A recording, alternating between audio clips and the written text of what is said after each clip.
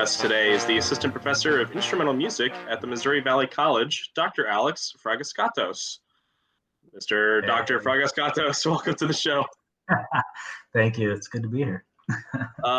Let's start like we do with most of these. Why don't you tell us a little bit about where you're from, where you went to high school, and did your undergrad, all that good stuff. Sure.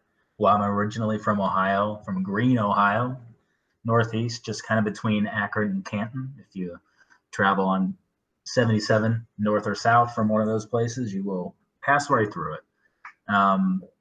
So I went to high school at Greene and did my undergrad at Cincinnati, the University of Cincinnati, just down the street from y'all, probably, right? Yep. Then I went back up north, did my master's in percussion at Akron, University of Akron, and then I flew to, actually, I guess I drove, but then I flew many times between Ohio and Tempe in Arizona, where I did my doctorate at Arizona State. I've heard a lot of good things about Arizona State. Yeah, it's a great school. It's a great school, and it's a great place to live if you're sick of the winter time in Ohio. Which I don't have fond memories of winter in Ohio, so I wasn't sad. That's true. How many years of post high school was that? Did it take to get a doctorate? Essentially, is probably at 10 years. Wow. 10 years of school. Wow. Well deserved. That's a lot of work. Yeah, absolutely. They kicked me out after the doctor. They're like, all right, there's no more degrees for you to get. So right. You have to I have to be an adult. Awesome. So go ahead, Mr. Blair.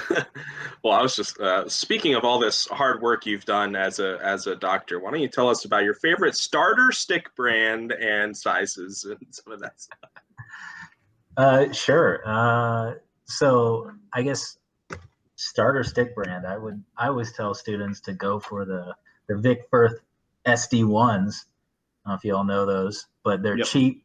They get the job done. They can handle some wear and tear. So, you can go through a few pairs and not spend a lot of money. I still use them for certain things. I have like fancier snare drum sticks for other things, but like I have probably 4 or 5 pairs of them always, just in case I want to play something that I'm going to really beat the stick out of. You know what I mean? They're just kind of old reliable. It sounds they're all reliable, yeah, and they're good for students as well to start with. You can kind of use them on drum set too. I wouldn't really use them on drum set, but I think they're marketed like that. Yeah, they're good concert snare stick. I'll see sometimes, a lot of the sticks come in that are sold in big bundles online or whatever. Mm-hmm. And they're a stick. They produce sound, but the problem that I have with them when I try and play is they're just so light, and it's very hard to do some of those techniques when they're that light. Yeah, for sure. The weight of the stick is very important. I generally do like heavier sticks because I think it's easier to play soft when you use a heavy stick too, because you just let the gravity and the weight of the stick kind of do most of the work. But yeah, definitely light sticks I tend to stay away from, except if I'm playing something on drum set. I don't mind a light stick, but in general, I do like heavier sticks on like concert snare drum. Mm-hmm. What about favorite mallet brand for like just beginner? That is looking, and then talking about building a collection of mallets. You're not just going to play with a hard plastic mallet for everything. No. How would you go about starting to build that collection? Sure. Where would you go for that? Well, usually if I have a student who don't own mallets, like rubber mallets or anything, I usually tell them to start off with some kind of Mike Balter mallet. I don't even remember which kind they are, but they're like either blue, red, or green. They're all different hardnesses or whatever. I can't remember at the top of my head, but Mike Balter's good quality, and I think that it's more affordable of a mallet for beginners. And then if you want to get fancier, you look at like Encore or Mallet Tech, stuff like that for more advanced series students. But I think Mike Balter is probably a good starting mallet. And then in terms of building, well, I bought my first set of mallets when I was, I think going into my senior year in high school, when I decided I wanted to be a music major, and my teacher was like, well, you got some work to do. So they had me buy some mallets, and that was my first set. I think I might have bought 4 or 6. I can't remember. I think I was playing a piece where I was using graduated mallets. So like some softer ones and some harder ones in the middle and on the top.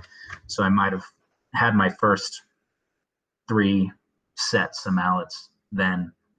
And then it just slowly builds and builds as you progress through your schooling. And today I have a whole cabinet back here. They're everywhere. They're like hanging in this thing back here. They're in like 4 or 5 stick bags. Beyond marimba mallets, like chime beaters, bass drum mallets, and vibes and Glock mallets and all sorts of goodies. It just slowly builds and builds, and it's expensive, but you don't buy them all at once. So I feel like there's probably more of a sense of ownership within students when they are using stuff that they purchased. Yeah, for sure. It's such a probably an art to promote that sense of ownership on an instrument like the mallets. If the student is hardcore into snare drum or bass drum, I guess I'm kind of jumping around the questions here, but besides buying mallets and getting an ownership that way, what other ways are there that you can kind of instill a little bit of ownership into students in kind of embracing a bunch of different instruments?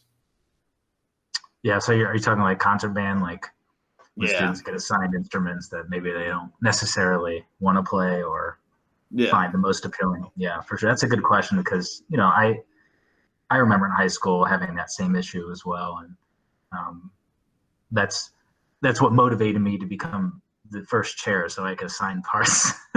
I don't know if you had your first chairs assigned percussion parts, but when I was in high school, we assigned parts as the first chair.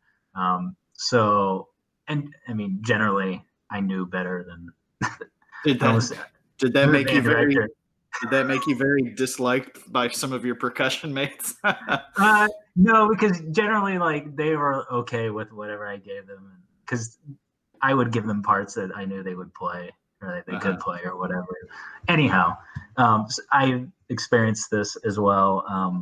But I think for me, the more I understood percussion, its function in a large ensemble setting, the more I became embracing of all of it. Percussion is largely about color, and it takes a black and white image and it adds a whole new dimension, to it. That's like my best analogy. But so no matter how big or small the percussion part is, there's a reason the composer wrote it, and it's integral to the overall sense of the piece. Listen, professional percussionists and orchestras don't get paid by the amounts of notes they play. I've played some gigs where I hit something maybe 3 or 4 times on one piece, but I get paid the same amount per service as everyone else. So those few times you do something, they have to be the best, and there's really no margin for error. So sometimes it can be more nerve-wracking in a professional situation because you really have no chance to redeem yourself. You got to do your 3 or 4 things perfectly. And it also has to do with the mindset that either you have or you don't, or you need to learn. And for me, it's just like taking everything you do, no matter how big or how small, and no matter how excited you may or may not be about it, and doing it just to the best of your ability. That's just kind of what it boils down to for me. I'm going to have to cut that into a clip for future, pep talks to my percussionists. that clip, that explains a lot. And especially how you talk about the role and the creation of color, and there's a reason why things are written that way. So, well, and I thought that was a great point to make too. I just started a series of assignments where the kids are listening to essential concert band rep, right? So like started with variations on a Korean folk song, and a lot of people, even outside of the percussion section, pointed out that the percussion had a lot of color. You know, it adds a lot of textures to it. And when you enter and think that percussion is all rhythm, right, it gives you time and tempo, but it has such a more expanded role. And I don't think this is formulating into a question. I just like to talk about the various roles percussion has, you know, beyond that, just rhythm. Yeah, definitely. I mean, percussion is not just about rhythm, because I mean, you listen to a lot of orchestral music, especially early on when, you know, you think of band music. I don't know if your school has an orchestral program or not, but like band percussion and orchestral percussion are generally different, in the sense that percussion is not always playing all the time, or as much as it usually is in band literature. So it's more about color and very little to do with keeping the tempo. So yeah, there's definitely a whole new layer of percussion or a layer of function that percussion has than I was even aware of in high school. And just the more I learn about it, the more I became, you know, open to small parts, big parts that I perceived as being small. You know what I mean? Were actually huge parts. It's just a mindset.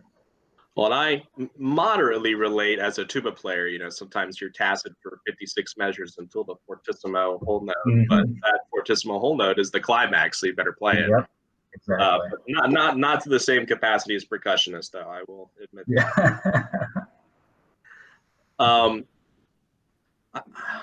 I got a couple of questions in here. I can't tell which order I want to ask them, but here's a good one. What do you know about percussion now that you wish you knew in high school or starting college, you know, with context? So much. And it's just funny, actually. I have a series with the Percussive Art Society's Rhythm Scene magazine that it's called What I Wish I Had Known Earlier. It's dedicated to this whole topic, and I could probably find the link. It's in like, it's like a bi-monthly magazine that came out, and I probably have, I don't know, almost a dozen articles or so, just little short articles dedicated to specific things, like technical things or whatever, that I wish I had known in high school. It would make my percussion playing so much better. But if I had to pick one thing, I really think it would be not something technical, but something more like broad. Like, I wish I would have known how much I didn't know about percussion. And I think this happens a lot, especially to like percussionists who tend to be like the top percussionists in a program. They're kind of used to being top dog, first chair, section leader, et cetera, and they kind of expect that to be the same case when they go to college, but they're in for a rude awakening because there's a lot more to percussion than what you'll ever be exposed to in high school. So I guess just to keep an open mind and understand that there's going to be a lot more to what you're dedicating your life to than what's in your current state as a teenager in high school.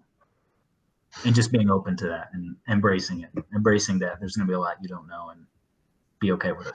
Well, I think that's a great answer. You know, you should rather want to dive into it all than kind of back off and be like, whoa, this is too much, so I didn't know. Exactly. But hey, if you got 12 articles about it, send that stuff our way. That sounds awesome. Yeah, sure. I would love to see more articles, because I'm sure there's so much that we can share from that. It seems like percussion is like a very hard world not to put yourself in a playing box, where some people identify as drum set only. Other, students in high school really dig the DCI thing and really, spend a lot of devotion to that. You seem to have a very broad scope of the whole thing. How, I guess it's, how do you excel at, one of those aspects yet still round yourself out? It seems like a really hard thing to do. Yeah, that's the great and kind of bad thing about percussion, is that, as a percussionist, percussion is just a very broad topic. It's not like I'm a flute player, I'm going to just play flute for 8 hours a day. It's like, I'm a percussionist. I have to spend my 8 hours a day practicing 300 different instruments, and I have to be really good at all of them. So how do you become good at all of them? Well, or the answer could be maybe, maybe you don't. I don't know. It's a lifelong process. Yeah, you don't. Like if you think of every single percussion instrument that exists, I mean, it's probably thousands and thousands, technically speaking. You can't be amazing at every single one of them, but there might be a few that maybe you gravitate towards, or that you're going to actually make money off of as a musician and you spend a lot more time on. But then there's others you still need to be competent at and have a basic understanding to get you through a gig. But I think it really starts with having a good snare drum technique, honestly. If you have a good snare drum technique, it will translate to a lot of other percussion instruments. Not every percussion instrument, but a lot of percussion instrument. And it will help you learn those other instruments much quicker and more proficiently. But in general, it's also just keeping your mind open and not dismissing any percussion instrument just because you think it's kind of dumb or it's not cool, like DCI snare drum or what have you. You have to, especially if you want to be a percussionist, for a living, you have to embrace it all and not shy away from any challenge that may be different than what you're used to. Well, I think one thing that's cool about keeping it open and embracing that, especially with percussion, is that percussion, like the human voice, is one of those ancient instruments, right? Like almost every culture has a percussion instrument of some kind. So there is at least ways to explore it beyond just musical context, I guess, if you want to get historical or cultural with it. And maybe even speaking of cultural, I heard Mr. Glader mention earlier, you have steel pan experience? I mean, yes. Do your students know what steel pans are? Do you guys have steel pans there?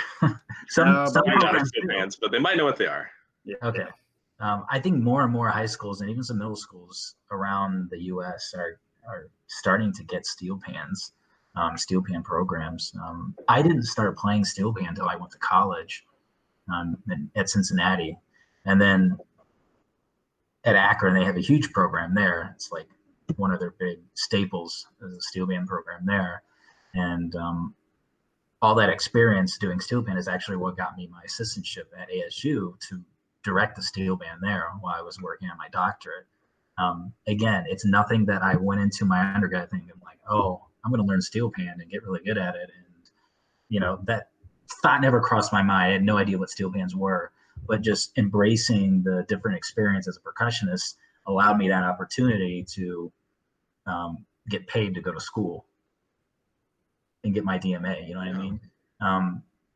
So that's just I'm not gloating or anything. I'm just trying to give you a textbook example of how embracing something new in terms of percussion can lead to different opportunities. And honestly, as a gigging musician, I think I've generated more revenue on steel pan gigs than I ever have on a marimba or a snare drum, honestly. Let's take a moment to show the students a clip of that. So go ahead and tell us about the clip that the students are about to see. Sure. This clip is from when I was directing the steel band at Arizona State, and I believe it's a little short encore piece we played. I think we had left the stage and we weren't planning to do an encore, but the audience kept clapping as if they expected it. So a couple minutes later, we went back out and I was like, all right, let's just start at this spot and go. So I think that's the clip you're about to see. All right, here it is. And magically it'll appear. All right, and then here. Magically your screen will unfreeze too, Paul. Oh yeah. Am I frozen? Your screen is, your audio is fine. Still? Yeah. For me, yes. Oh yes. no. Oh, there. Yeah. It's been coming and going. I have coming and going a little bit. good internet. What's up with That's that? better. Okay. Well, here we go. We'll just keep rolling. And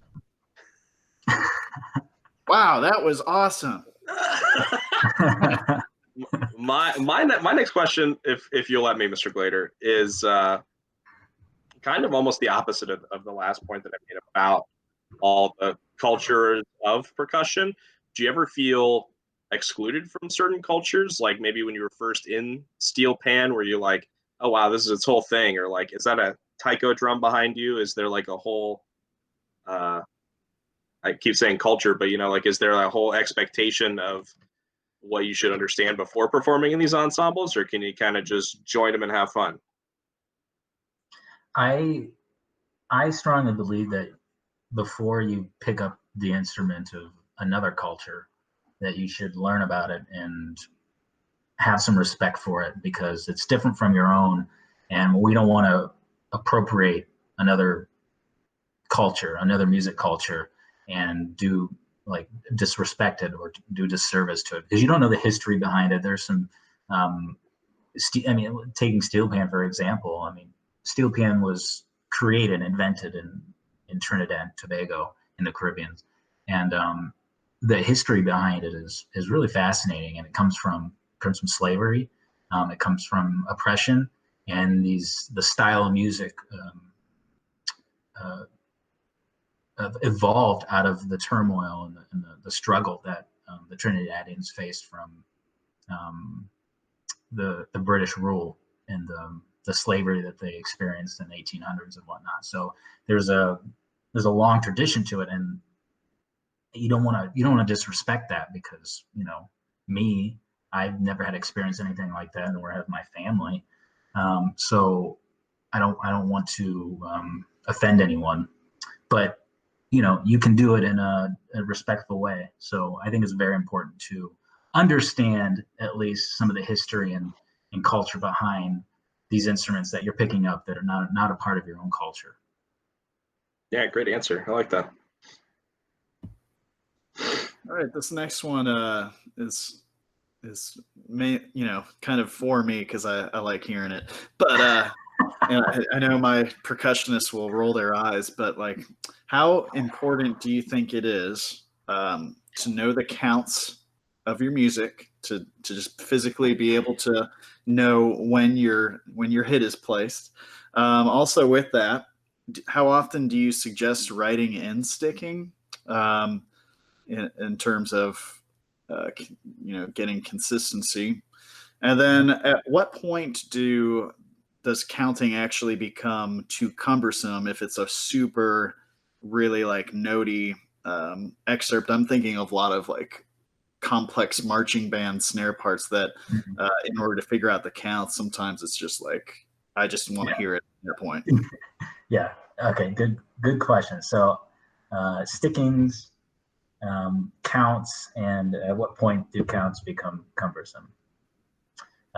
So in terms of stickings, how often do I write in stickings? I still write in stickings for certain passages, especially in passages with lots of grace notes, like flams or 2 or 3 stroke roughs, or drags, sometimes people call them, because I want to maximize my strong hand. I'm left-handed, so I want to maximize my strong hand as much as possible. And there's certain things I play better when I start with my left hand, but then there's actually certain things I play better when I start with my right hand. It depends on the figure. So I don't want to get thrown off by inconsistent sticking. So I still write in stickings for certain spots in the music that I play. Sometimes one sticking pattern will work better in a given context or a given situation than another pattern. And I don't want to leave it up to chance every single time I play it. Obviously in a marching band setting, it can be different because it depends on the style of the band. But I tend to write stickings for like my students, so it's uniform. That can also be a consideration if you want uniform sticking, if you're getting judged on that, or that's something just to keep in mind. But yes, stickings are great to write in. Countings, I still write in countings for especially tricky passages, and I'm not above that. So I think students should not be above it either. If a student messes up a rhythm, I usually have them count it for me out loud. And if they can't count it very well, I have them write it in. And even sometimes if they can't count it, I'll make them write it in anyways because they messed it up. There's the saying, if you can say it, you can play it, right? For the most part, it's true. And really, there's only so many common rhythmic patterns. So once you learn these kind of mnemonic devices, which represent these rhythm patterns, it reinforces your visual perception of rhythm. And that in turn improves your physical performance of these rhythms. And all these factors kind of work together and increase accuracy. So never be above sticking patterns or writing in stickings, never be above writing your countings. Of course, at some point they get cumbersome. And really for me, once we get to 30-second notes and 60-note triplets, I think, in a quarter note based meter at least, they become really cumbersome to count. And I really haven't found a fantastic way of counting those types of notes, like past one and a two and a, or one loudly, two loudly. I think it becomes very cumbersome to even count, especially if it's a quicker. That's one example where I think it's where you can play faster than you can count. So right, yeah, a lot of stuff, if you can say it, you can play it. But then some stuff you can play that's faster than you can actually say. Yes. Though if you ever listen to great tabla drummers from Hindustani music, they can count wicked fast. So it is possible. It is possible, and they make them before they even play. They make them be able to say all these sounds in the right rhythm and whatnot. But with most of the literature that maybe your students are playing, I suspect that by the time they're able to play 30-second notes or 60-note triplets accurately, that their counting ability or inability is not holding them back. So 30-second notes, 16th-note triplets, at least in a quarter note bass meter. Obviously, in eighth-note bass meter, then you're looking at 64 notes, 30-second notes, 30-second note triplets, or whatever. But then at that point, it's just all relative and figure it out. But at that point, you should have a basic understanding of time and ratio if you're playing that much black ink. But at PSA, I don't know how you all count triplets, but one lolly, two lolly, not one triplet, two triplet. That's all I got to say. One lolly, two lolly. Yeah, that's my preferred method. Not or triplet, or one triplet, two triplet. We did one lolly in aural skills, and I can totally see why. Because triplet, that's just cumbersome to say, and you don't know what beat you're on. Yeah, that too. I still like doing one and two and but then the and the are not literally what they're supposed to be when you use them in sixteenths and right. whatnot. That's the problem. Yeah. So one lolly, two lolly. Yeah. Okay, that's the first time I've heard that or trying to internalize that at least. I'll try and think of it that way. Yeah, I mean, in a quarter note bass meter, if you actually have a triplet. Now, 6/8 and stuff like that, you could count it differently, but that way, you don't confuse it with ands and the uhs, and you never lose what beat you're on because you're saying a number, and you're not trying to cram 3 or 4 syllables into one triplet, two triplet. You know what I mean? Mm-hmm. Anyhow, that was just a little tangent. No, that's good. That's good. I have a question about method books, right? So many instruments have their Bible, right? The Arbins for us brass players or something. But again, with this concept of percussion being worldwide and there's thousands of different instruments, what's maybe the best method book that's either comprehensive to multiple instruments or that you think does one instrument really, really well? There's a few that come to mind. I mean, the first one, you're talking about Bibles, our Bible is considered by many to be called Stick Control by George Lawrence Stone.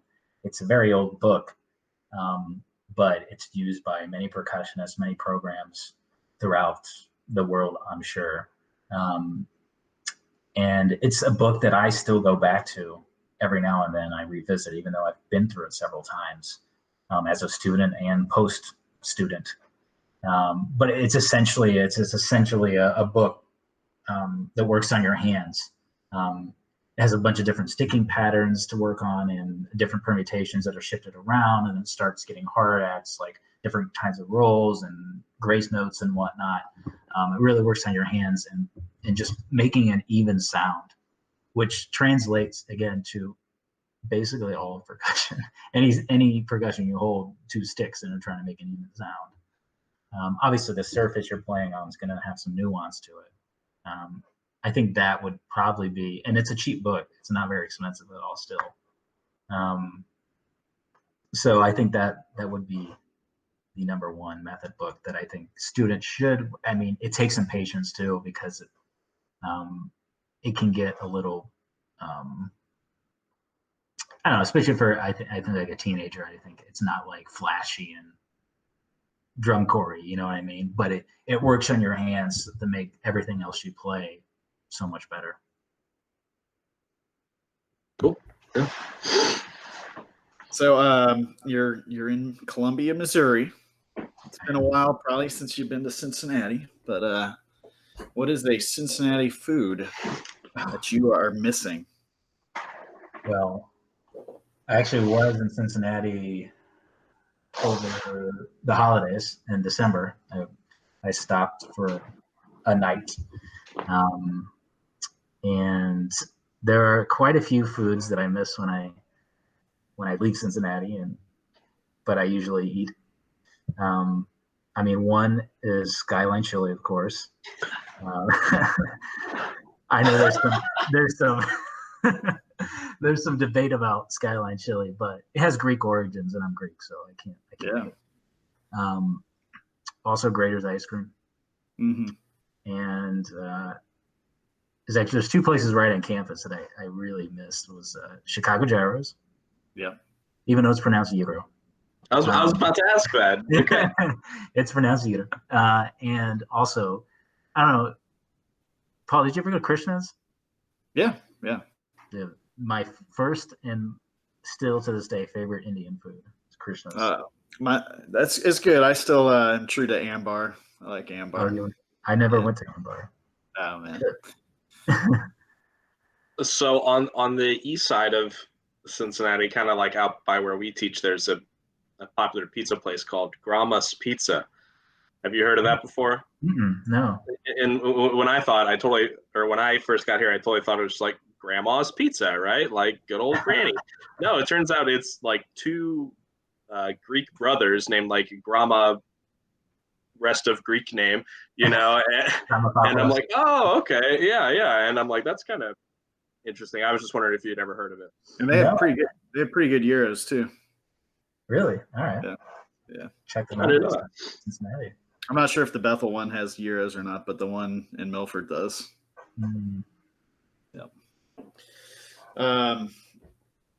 Let's see. I think I've gone through most of my questions. I've got a good one that we've been dancing around a little bit here. We keep mentioning marching band and DCI, but I'm from Ohio University, and when I came here, I said competition is not the direction that I want us to go, like DCI style. So I've been doing more of a festival / collegiate band kind of feel. I want to know your opinions on marching percussion, especially as it pertains to the front ensemble, electronics, and all that nuisance, in my opinion. This is an interesting question because I went to more a show style high school. I think that's the right term, not a competition style. So I didn't do DCI. It wasn't my passion. And it's really expensive too. It is. It's really expensive to do. And unfortunately you can't, fortunately or unfortunately, you can't major in marching band and get a job playing in a professional marching band. Oh, that's fortunately. Don't you worry. That's not to say it can't be a positive experience. I know DCI and that kind of style playing can get a bad rap, and rightfully so sometimes because of some bad technique kind of things that it I don't know if it promotes, but doesn't fix or address. But it can be a positive experience if hopefully you have a good teacher or a good percussion instructor. I think it can be valuable. One thing it really does, it forces percussionists to use their ears, maybe a little more objectively is the word I'm looking for. Yeah. And plays a real cohesive unit. I know. Are you talking about front ensemble in regards to front ensemble with I think both. Of course, students, again, they have to understand that you're not going to major in marching band. You're not going to get a job playing in marching band. So it's not like the end all be all of percussion. And if you're going to be a percussion major in college just because you really like marching band, no, don't. You can still, most colleges, you can be in the marching band and not be a percussion major. You have to be able, like I said before, you have to be able to embrace all forms and aspects of percussion if you want to make that your life. Otherwise, yeah, go join, have fun. So like I haven't played in that style. I've judged a lot of that style, marching band, field percussion, and front ensemble. I think the front ensemble, I think it has a lot of value as well. It adds color that's not normally in that kind of music. It can add a whole nother dimension to the sound. Sometimes it can detract depending on the writing and unfortunately depending on some of the players.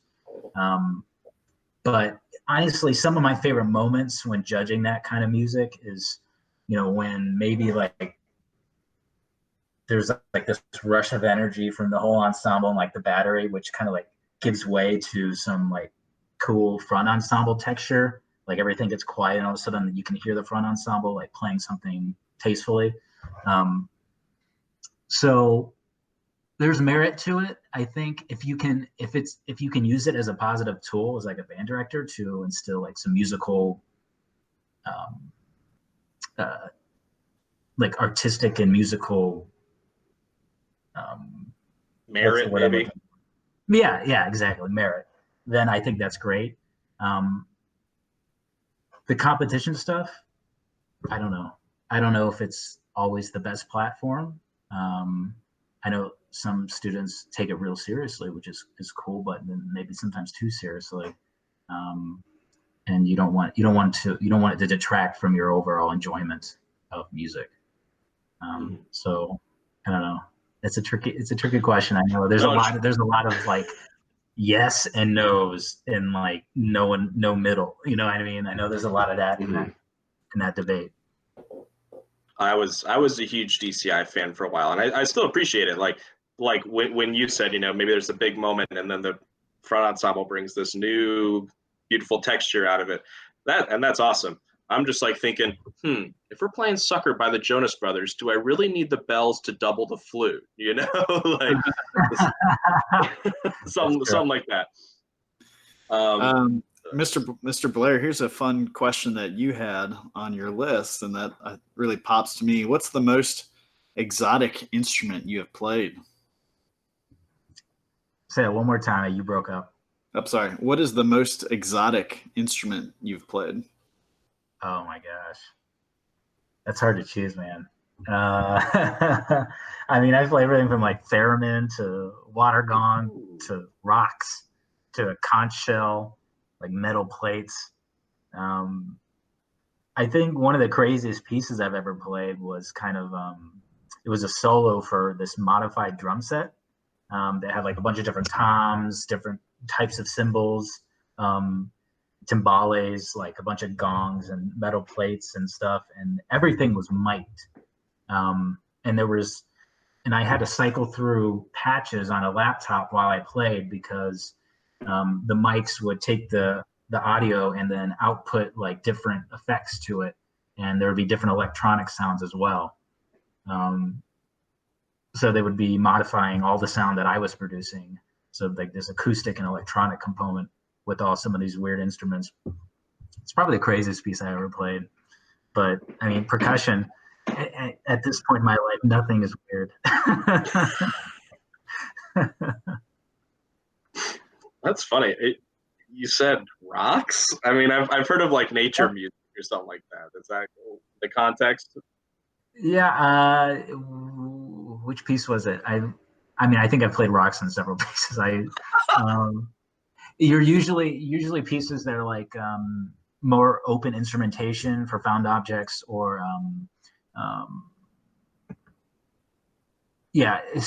sometimes some nature aspect to it. A lot of John Cage music, you could end up playing rocks,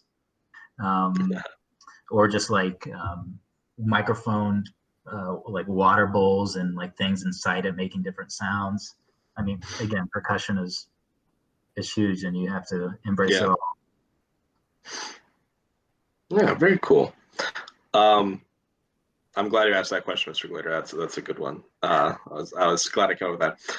Earlier, you mentioned, hopefully they have a good teacher, a good percussion instructor. It's like, well, we do our best, but we don't have a percussion instructor at this point in time. What are some words of wisdom you'd give to us wind players that are trying to give our percussionists the best that they can give? Good question. Yeah. So don't be afraid to admit when you don't know something and to ask for help from your percussion friends, which I'm sure you probably do already. I mean, it's better to say to your student that I'll go find the answer for you. I don't know right now, but I'll find the answer for you, than to potentially tell them something incorrect just to have something to say. I think students will appreciate that more. Like, all right, they're a person. They don't know every single thing, but they're going to find me the answer. They're a valuable resource. So as a band director, it can be difficult because percussion is like if you don't have much experience, or your methods courses in percussion weren't like very detailed, or I mean, there's only so much you can do in a percussion methods course anyways. But I think the most important thing is just to admit when you don't know something. Don't be afraid to ask for help, and knowing where like resources is the biggest thing. There's a lot of different resources, and just ask your closest percussion friend. They'll be glad to help you. Well, and I wonder if you would also say that because of that percussionists tend to be more independent and are good at student leadership because they have to sometimes take an extra responsibility that their other section leaders might not. That's a good point. I would wholeheartedly agree with that. I always felt like that as a high school student as well, that like percussion was generally more independent and not dependent on the band directors as much. Because again, we did not have a percussion instructor, like a dedicated percussion instructor. I'm remembering now when I was in high school. But a lot of us took lessons from a percussionist who wasn't affiliated with the school. So we were confident in our ability to kind of lead ourselves for the most part. And I think the band directors realized that as well. So they kind of allowed us to be a little self-sufficient. But again, it's tricky. It's tricky as a band director, because you want to make sure that they're self-sufficing with good information as well. So, there's two sides to it. You got to balance it out, I guess. Mm-hmm. Well, at least you sort of reinforced that, or just like painted a clear picture for us, at least. Yeah, for sure. Dr. Fragiskatos, am I saying that correctly yet? Yeah, Fragiskatos. I've heard so much. I've heard so many variations of the name that I'm pretty sure I remember exactly how I abbreviated it when we were in school together. But thank you for joining us today. That was my pleasure. It was wonderful talking to you. I hope some of these words are wisdom words and not just me spewing random information that makes sense to me only. I got a lot of good stuff out of it. Good reinforcing of some other stuff as well. Nice. Well, thank you for joining us on this episode of Bethel Band Chat. Da, da, da, da, da.